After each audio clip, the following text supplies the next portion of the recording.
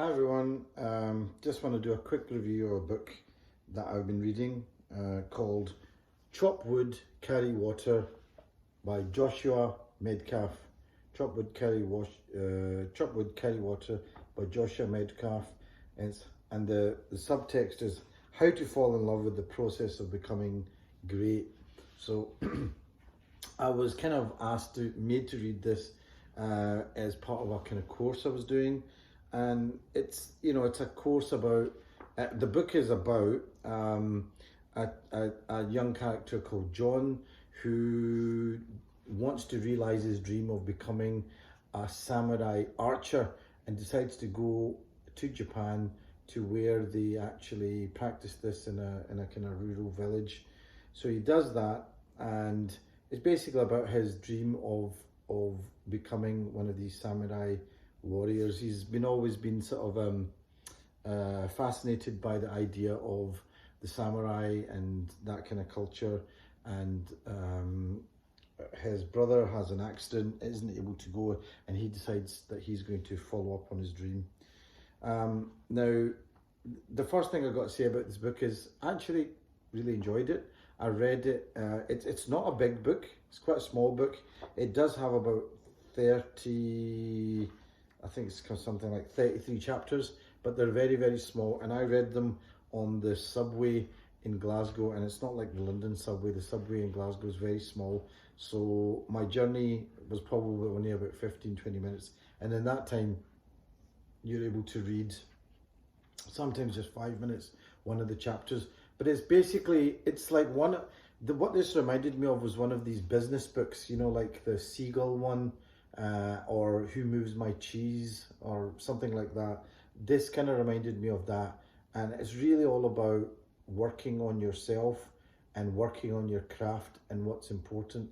And ultimately, it's about diminishing your ego and getting on with things. Even the very title, Chop Wood, Carry Water, when John turns up at this village, the first thing he has to do is chop wood, carry water, and he wants to, get started and, fire arrows and things. And, they don't have electricity and gas piped in there, so they've got to do things like chop wood for the winter and carry water. And, some of the things they say on the back, interesting. Under pressure, you don't rise to the occasion, you sink to the level of your training. Well, I can definitely believe that. I tried to do a half marathon, and whatever I trained to, I was able to get to there, and after that I was gone. Why it's impossible to cheat the person in the mirror. Greatness isn't sexy, it's dirty hard work. Yeah, that's true. Everybody wants to be great until it's time to do what greatness requires. Blah, blah, blah. Consistency and faithfulness matter more than talent or resources. Comparison is the thief of all joy. That I can definitely believe in, and I think in this social media world is something to remember. But like I said, all these chapters, the small chapters, and it's all sort of, and there's a lesson in each chapter, and it's all about, he talks about the warrior's journey to becoming this archer. There was I could go through every one of these chapters, and each chapter would be something worth talking about. But there's the chapter that I picked up, and it was talking about the illusion of partially controllable goals. And he talks about a story where somebody gets fixated on a goal of reaching a waterfall, and as it's the rain is coming down and his children are sort of left on their own, and he finally gets there and the sun goes down. So what he's really saying is, what he realized was that, looking for cascading waterfalls or these goals that seem quite sexy, they are sexy and alluring, but if we focus on them instead of true mental toughness, we often end up compromising on the things that truly matter.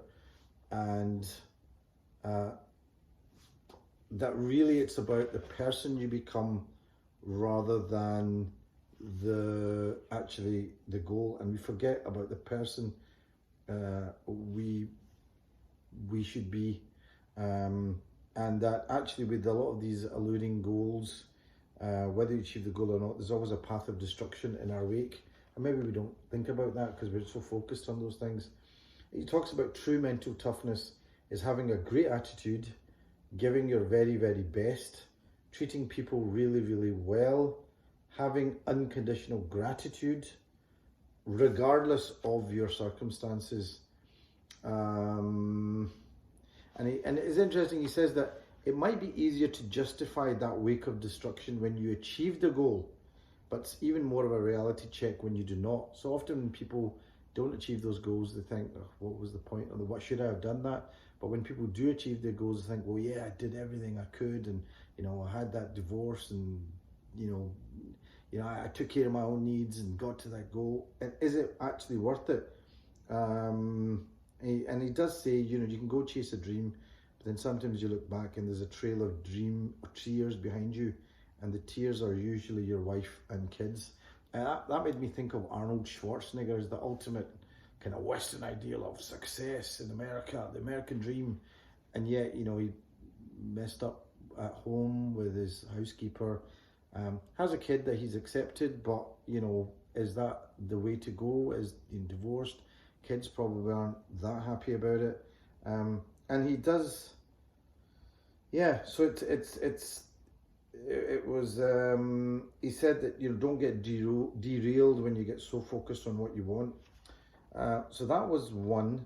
So he talked about goals versus missions, and often failure being the greatest teaching tool, and that the mission is much deeper than a goal. It's okay to borrow from others and then to define it as you go, but your mission will act as your internal navigation system.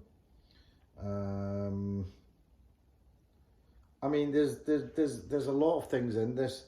I picked up another bit that if I just pick one thing that I can say.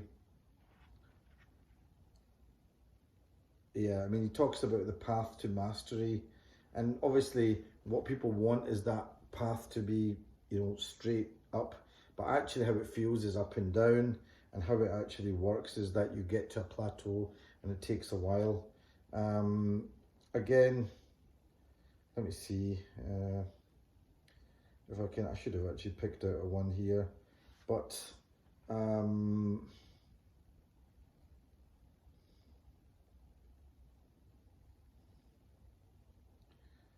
yeah.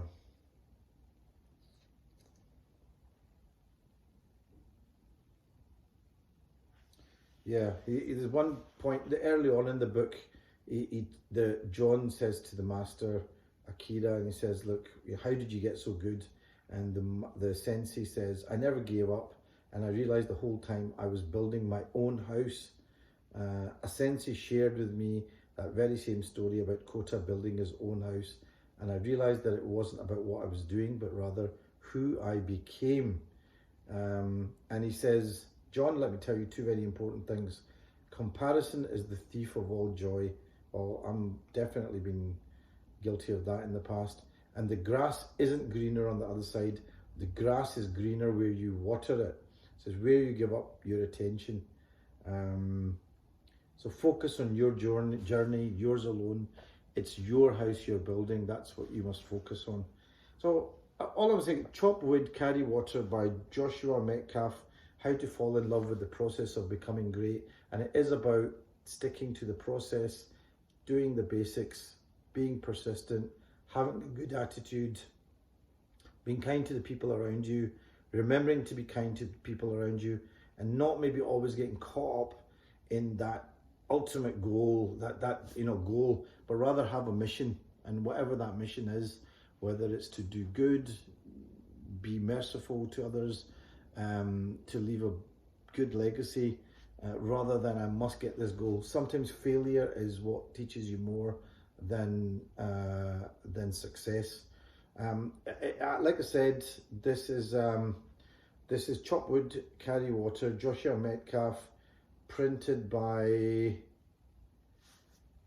who the heck is it printed by?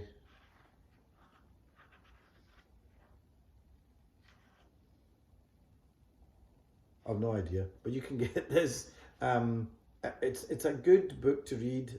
You could read it at any age. Your children could read this. You could read this, and they will get something out of it. Your children will probably be interested in whatever they do. I was trying to train for a half marathon, and I must admit, reading this just got me more into the idea that, look, I just need to do what I do, and not care about other people who are much faster.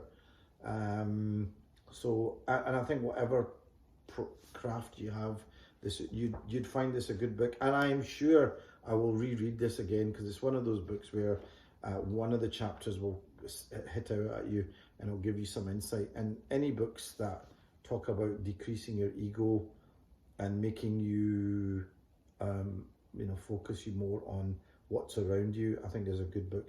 So Chop Wood, Carry Water. Hope you enjoyed that. Joshua Metcalf. See you soon.